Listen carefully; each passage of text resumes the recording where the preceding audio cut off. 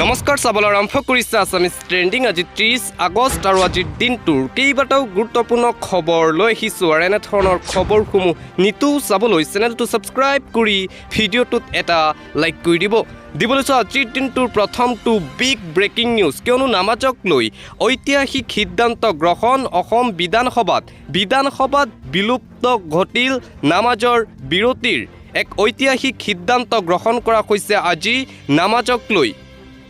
নামাজক লৈ ঐতিহাসিক সিদ্ধান্ত গ্ৰহণ অসম বিধানসভাত আগতে যি জুম্মাৰ নামাজৰ বাবে বিৰতি ৰাখিছিল সেয়া এতিয়াৰ পৰা বিলুপ্তি ঘটিল অসম বিধানসভাত এতিয়াৰ পৰা জুম্মাৰ নামাজৰ বাবে সময় নাপাব সংখ্যালঘু বিধায়কে পূৰ্বে শুক্ৰবাৰে নামাজৰ বাবে দিয়া হৈছিল সময় এতিয়াৰ পৰা নামাজৰ বাবে বিৰতি নাথাকিব বিধানসভাত চলি থাকিব বিধানসভাৰ কাম এই সিদ্ধান্ত গ্ৰহণ কৰা হৈছে আজি নামাজক লৈ অসম বিধানসভাত দিবলৈ আন এটা ব্ৰেকিং নিউজ মুখ্যমন্ত্ৰী হিমন্ত বিশ্ব শৰ্মাই গুজৰাট সদৃশ পৰিৱেশৰ সৃষ্টি কৰিব বিচাৰিছে অসমৰ যি সাম্প্ৰতিক পৰিস্থিতি আৰু বিধানসভাৰ ভিতৰত মুখ্যমন্ত্ৰীৰ যি মন্তব্য সেয়া তাৰ উদাহৰণ আমাৰ ভয় হৈছে মুখ্যমন্ত্ৰীয়ে অসমত গুজৰাট সদৃশ এক পৰিৱেশ বিচাৰিছে জাতি ধৰ্ম উজনি নামনি হিন্দু মুছলিমক বিভাজন কৰিছে মুখ্যমন্ত্ৰীয়ে হিমন্ত বিশ্ব শৰ্মাক মুখ্যমন্ত্ৰী বুলিবলৈ আমাৰ লাজ লাগে মন্তব্য AIUDFৰ বিধায়ক আমিনুল ইছলামৰ AIUDFৰ MLA আমিনুল ইছলামে মুখ্যমন্ত্ৰী হিমন্ত বিশ্ব শৰ্মাৰ বিৰুদ্ধে আনিছে গুৰুতৰ অভিযোগ মুখ্যমন্ত্ৰী হিমন্ত বিশ্ব শৰ্মাই অসমক গুজৰাট কৰিব বিচাৰিছে অসমৰ যি সাম্প্ৰতিক পৰিস্থিতি আৰু বিধানসভাৰ মুখ্যমন্ত্ৰী হিমন্ত বিশ্ব শৰ্মাৰ মন্তব্য তাৰেই এক বাস্তৱ উদাহৰণ আমাৰ ভয় লাগিছে অসমত যাতে কোনো হিংসাত্মক ঘটনা সৃষ্টি নহয় জাতি ধৰ্ম বৰ্ণ নিৰ্বিশেষে সকলোৰে বাবে কাম কৰক মুখ্যমন্ত্ৰী হিমন্ত বিশ্ব শৰ্মাই মন্তব্য AIUDFৰ বিধায়ক আমিনুল ইছলামৰ দিবলৈ আন এটা গুৰুত্বপূৰ্ণ খবৰ 2026ত গাদী ৰক্ষাৰ বাবে হিন্দু মুছলমানৰ ৰাজনীতি আৰম্ভ কৰি দিছে হিমন্ত বিশ্ব শৰ্মাই শেষ অস্ত্ৰ হিচাপে সাম্প্ৰদায়িকতাক ব্যৱহাৰ কৰিছে হিমন্ত বিশ্ব শৰ্মাই যিমান পাৰে সিমান সমাজ ভাঙিব বিচাৰিছে বিভাজনৰ সৃষ্টি কৰিব বিচাৰিছে অসমত বসবাস কৰা জাতি জনগোষ্ঠীৰ মাজতো বিভাজন আনিব বিচাৰিছে হিমন্ত বিশ্ব শৰ্মাই নিজৰ লগত থকা সকলো শক্তিক ব্যৱহাৰ কৰিছে হিমন্ত বিশ্ব শৰ্মাই 2026ৰ বাবে পলিটিকেল ডিজাইন সাজিছে হিমন্ত বিশ্ব শৰ্মাই অসমৰ মূল সমস্যাসমূহ তল পেলাই ৰাজ্যখনত সাম্প্ৰদায়িকতা সৃষ্টিৰ ৰাজনীতি কৰিছে নিজৰ ৰাজনৈতিক উদ্দেশ্য সিদ্ধিৰ বাবে সাম্প্ৰদায়িক পৰিস্থিতি সৃষ্টি কৰি অসমক অস্থিৰ কৰিছে কিন্তু অসমৰ জনতাক পৰিচিত কৰিব নোৱাৰে হিমন্ত বিশ্ব শৰ্মাই দেশৰ সংবিধান আৰু ন্যায়পালিকাক ৰক্ষা কৰাত ব্যৰ্থ হোৱা হিমন্ত বিশ্ব শৰ্মাক বৰখাস্ত কৰিব লাগে সৰুপথাৰ সমষ্টিৰ বৰপথাৰত উপস্থিত হৈ মুখ্যমন্ত্ৰী ডক্টৰ হিমন্ত বিশ্ব শৰ্মাৰ বিৰুদ্ধে সৰব হ'ল অসম জাতীয় পৰিষদৰ সভাপতি লুৰিণজ্যোতি গগৈ দিবলৈ আন এটা জৰুৰী খবৰ 1 ছেপ্টেম্বৰৰ পৰা নতুন নিয়ম সামগ্ৰীৰ মূল্যকে ধৰি বৃহৎ পৰিৱৰ্তন হ'ব 1 ছেপ্টেম্বৰৰ পৰা বহুকেইটা নিয়ম সলনি হ'ব এটা জৰুৰী খবৰ এই মুহূৰ্তত জনাব বিচাৰিছোঁ 1 ছেপ্টেম্বৰৰ পৰা দেশত সলনি হ'ব বহুকেইটা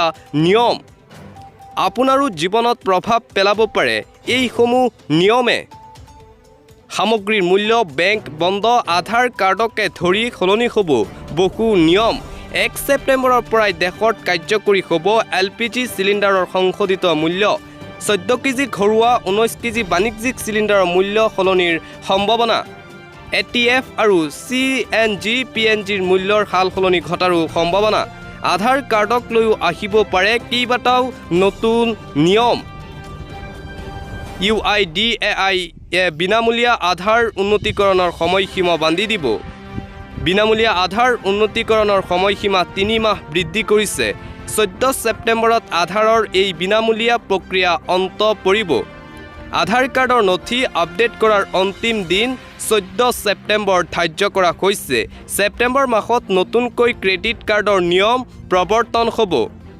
1 ছেপ্টেম্বৰৰ পৰা প্ৰবঞ্চনামূলক ফোন কলৰ পৰা ৰক্ষাৰ বাবে নতুন ব্যৱস্থা টেলি মাৰ্কেটিং স্থানান্তৰিত হ'ব ব্লক চেইন ব্যৱস্থালৈ ছেপ্টেম্বৰ মাহত 16 দিনকৈ বন্ধ থাকিব চৰকাৰী বেংক 1 ছেপ্টেম্বৰৰ পৰা দেশত সলনি হ'ব এইকেইটা নিয়ম দিবলৈছো আন এটা ব্ৰেকিং নিউজ। আৰ্থিক সংকটত কংগ্ৰেছ চৰকাৰ, বন্ধ হ'ব পাৰে সকলো মন্ত্ৰীৰ দৰমহা।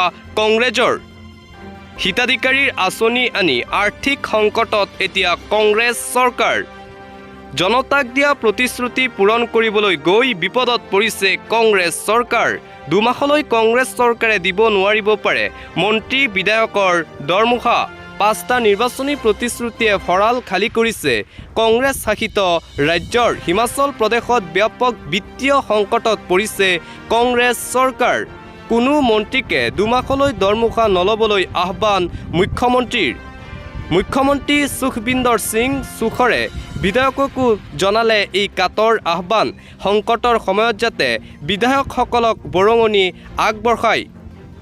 6,500-9,000 কোটি টকীয়া বিত্তীয় ঋণত এতিয়া কংগ্ৰেছ চৰকাৰ ৰক্ষা কৰিবলৈ ঋণ লৈ ভাগৰি পৰিছে কংগ্ৰেছ চৰকাৰ। মহিলাক মাহে 1500 টকা, নিবনুৱাক চাকৰিৰ প্ৰতিশ্ৰুতি পূৰণত বিফল কংগ্ৰেছ। লগতে বিনামূলীয়া বিদ্যুৎ, পুৰণি পেঞ্চন নীতি বাহাল ৰখাটো কংগ্ৰেছৰ ব্যৰ্থতা। ফলত মন্ত্ৰী বিধায়কক দৰমহাৰ বাবে দৰমহা নিদিয়াৰ সিদ্ধান্ত। হিতাধিকাৰীৰ আঁচনি আনি আৰ্থিক সংকটত এতিয়া কংগ্ৰেছ চৰকাৰ। দিবলৈছো আন এটা ব্ৰেকিং নিউজ। নিৰাপত্তাহীনতা সংখ্যালঘু ৰাইজ অসমত। ৰাজ্যত এতিয়া নিৰাপত্তা নাই সংখ্যালঘু মানুহৰ। 12 ছেপ্টেম্বৰত দিল্লী কঁপাব আমছুৱে ঘোষণা কৰিছে আমছুৰ সভাপতি ৰেজাউল কৰিম চৰকাৰে। সংখ্যালঘুৰ নিৰাপত্তাৰ বাবে ৰাজধানী কঁপাব আমছুৱে। মুখ্যমন্ত্ৰীক প্ৰত্যাহ্বান জনাই বিস্ফোৰণ আমছুৰ নেতৃত্বৰ। 12 ছেপ্টেম্বৰত ৰাজধানী দিল্লীত আমছুৰ তীব্ৰ প্ৰতিবাদী কাৰ্যসূচী। মুখ্যমন্ত্ৰীৰ বিৰুদ্ধে ধাৰাবাহিক বিস্ফোৰক অভিযোগ ৰেজাউল কৰিমৰ। হিমন্ত বিশ্ব শৰ্মাৰ নেতৃত্বত নিৰাপদ নহয় অসমৰ সংখ্যালঘু ৰাইজ। মুখ্যমন্ত্ৰীৰ মন্তব্যই অসমত সৃষ্টি কৰিছে সংঘাত। অসমৰ পৰিৱেশ বিনষ্ট কৰিছে হিমন্ত বিশ্ব শৰ্মাৰ মন্তব্যই। সংখ্যালঘুৰ নিৰাপত্তাৰ বাবে ৰাজধানী কঁপাবলৈ সাজু হৈছে আমছুৱে। মুখ্যমন্ত্ৰীক প্ৰত্যাহ্বান জনাইছে আমছুৰ সভাপতি ৰেজাউল কৰিম চৰকাৰে। আমছুৰ সমান্তৰালকৈ ABMCও হুংকাৰ দিছে সংখ্যালঘুৰ ওপৰত অত্যাচাৰ নকমিলে কঁপিব দেশ। ABMCৰ শেষ সকিয়নি একাংশ দল সংগঠন আৰু চৰকাৰলৈ। বিজেপি চৰকাৰৰ এজেণ্ডাৰ মতে উজনিত মিয়াৰ ওপৰত চলিছে অত্যাচাৰ। হিমন্ত বিশ্ব শৰ্মাৰ সাম্প্ৰদায়িক মন্তব্য উজনিৰ নেতাৰ মুখত। উজনিত শ্ৰমিকৰ ওপৰত চলা অত্যাচাৰৰ কোব চৰকাৰৰ পিঠতো পৰিছে। শ্ৰমিকক কৰা অত্যাচাৰ গৃহ বিভাগৰ পিঠিত পৰিছে। সেই কোব পৰিছে সংবিধানৰ ওপৰত। ABMCৰ ফালৰ পৰা জনাইছে এই মন্তব্য। গৃহ বিভাগ চলোৱাত সম্পূৰ্ণভাৱে ব্যৰ্থ হৈছে হিমন্ত বিশ্ব শৰ্মা। যি সময়ত নাৰীক সুৰক্ষা দিব লাগিছিল চৰকাৰে বিভেদ সৃষ্টি কৰিলে। প্ৰকৃত ঘটনা বাদ দি মিয়া অসমীয়া শ্লোগান সৃষ্টি কৰিলে চৰকাৰে। সংখ্যালঘুৰ ওপৰত অত্যাচাৰ নকমিলে দেশ কঁপাব ABMCয়ে। আমছু আৰু ABMCয়ে চৰকাৰ আৰু হিমন্ত বিশ্ব শৰ্মাক অপেন হুংকাৰ প্ৰদান কৰিছে।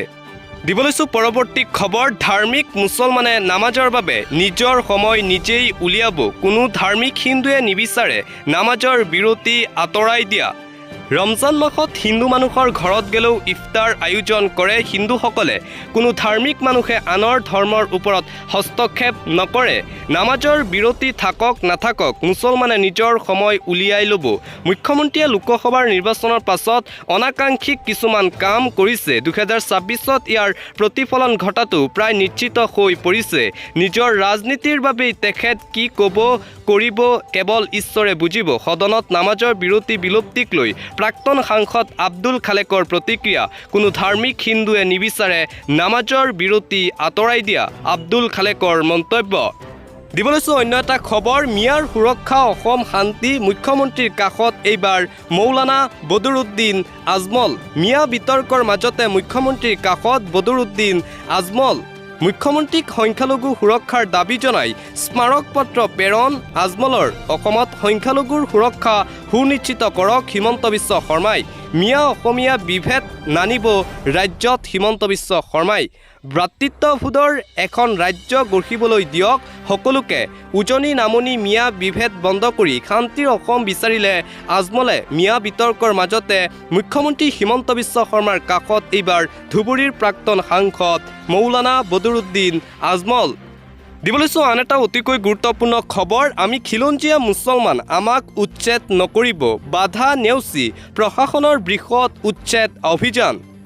ৰাইজৰ বাধা নেওচি প্ৰশাসনৰ বৃহৎ উচ্ছেদ অভিযান। এফালৰ পৰা ধ্বংস কৰা হৈছে ৰেলৱেৰ ভূমিত বাস কৰা লোকৰ বাসগৃহ। 40-45 বছৰ ধৰি ইয়াত বাস কৰি আছোঁ, আমাক উচ্ছেদ নকৰিব। আমি খিলঞ্জীয়া মুছলমান, ইয়াত বছৰ বছৰ ধৰি বাস কৰি আহিছোঁ। বছৰ বছৰ ধৰি আমি মুখ্যমন্ত্ৰীক ভোট দি আহিছোঁ। উচ্ছেদৰ পূৰ্বে মুখ্যমন্ত্ৰীয়ে আমাৰ কথা ভাবিব লাগিছিল। উচ্ছেদৰ নামত আমাক হাৰাশাস্তি কৰা হৈছে, উচ্ছেদিত লোকৰ অভিযোগ। মহানগৰীৰ জালুকবাৰীত বৃহৎ উচ্ছেদ অভিযান প্ৰশাসনৰ। ৰেলৱেৰ ভূমিত বাস কৰা বহু পৰিয়ালৰ ঘৰত চলিল প্ৰশাসনৰ বুলডজাৰ। জালুকবাৰীৰ 20 বিঘা ভূমি ৰেল বিভাগে দিছিল অসম চৰকাৰক। চৰকাৰলৈ ভূমি হস্তান্তৰ হোৱাৰ পাছতে চলিল এই বৃহৎ উচ্ছেদ অভিযান। ৰাইজৰ বাধা নেওচি প্ৰশাসনৰ বুলডজাৰ চলিল উচ্ছেদিত লোকৰ ঘৰত। দিবলৈছোঁ আন এটা ব্ৰেকিং নিউজ। অসম অশান্ত কৰাৰ লক্ষ্য এইবাৰ বাংলাদেশীৰ। ভয়ংকৰ তথ্য পোহৰলৈ আহিছে। অসমক অশান্ত কৰাৰ চেষ্টা। উজনিত মিয়া বিৰোধী অভিযানৰ মাজতে বাংলাদেশত অসম বিৰোধী ষড়যন্ত্ৰ। অসম অশান্ত কৰাৰ অহৰহ চেষ্টা বাংলাদেশত। বাংলাদেশৰ দৰে অসম জ্বলোৱাৰ অপচেষ্টা মৌলবাদী শক্তিৰ। বাংলাদেশৰ আৰ্হিত অসম সৃষ্টি কৰা হৈছে গীত। মিয়া জাগিলে অসমীয়াই নাম পাহৰিব বুলি তৈয়াৰ কৰা হৈছে গীত। গীতটোত স্পষ্টকৈ উল্লেখ অসম তোমাৰ বাপেৰৰ নেকি বুলি। বিশেষ গীতটোৰ প্ৰকাশৰ পাছতে ব্যাপক চাঞ্চল্য সমগ্ৰ ৰাজ্যজুৰি। উজনিত মিয়া বিৰোধী অভিযানৰ মাজতে বাংলাদেশত অসম বিৰোধী ভয়ংকৰ ষড়যন্ত্ৰ পোহৰলৈ আহিছে। অসমক অশান্ত কৰাৰ অহৰহ চেষ্টা বাংলাদেশী লোকৰ। এই অভিযোগ এতিয়া উত্থাপন কৰিছে ভাৰতীয় জনতা পাৰ্টীয়ে।